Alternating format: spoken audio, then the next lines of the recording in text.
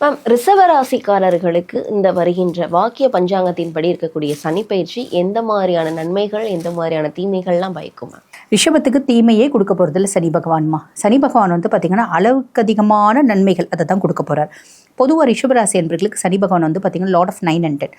அதாவது பாக்கியஸ்தானத்துக்கும் அவன் தான் அதிபன், 10ஆம் பாவம் தொழில் ஸ்தானத்துக்கும் அவன் தான் அதிபன், லாபஸ்தானத்தில் வந்து உட்கார்ந்துட்டுருக்கான்.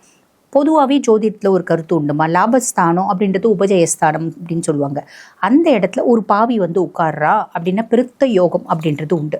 இங்கே 11 இருக்க பாவி யாரு? சனி பகவான். 11 வந்து ராகு இருக்கா அப்படின்னா அவனும் பாவி தான், அள்ளி கொடுத்துருவான், மூட்டை மூட்டையாக கொடுப்பான் பணம்.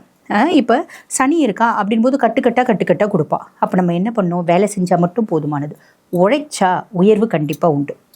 இந்த காலகட்டத்தில் ரிஷபம், என்னோட பதிவுகளை தொடர்ந்து பார்க்குறவங்களுக்கு தெரியும், ரிஷபராசி அன்பர்களா பெண்கள் ஹவுஸ் ஒய்ஃபே கிடையாது, ஹவுஸ் ஒய்ஃபே இருக்கக்கூடாது அப்படின்றது நிதர்சனமான உண்மை. ஏன்னாம்மா இந்த 2.5 வருஷம் ரிஷபத்துக்கான காலகட்டம்.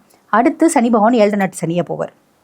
அப்போ இந்த 2.5 வருஷத்தில் நாங்கள்லாம் என்ன பேக்கப் பண்ணிக்கணுமோ நல்லது அப்படின்னு சொல்லலாம்.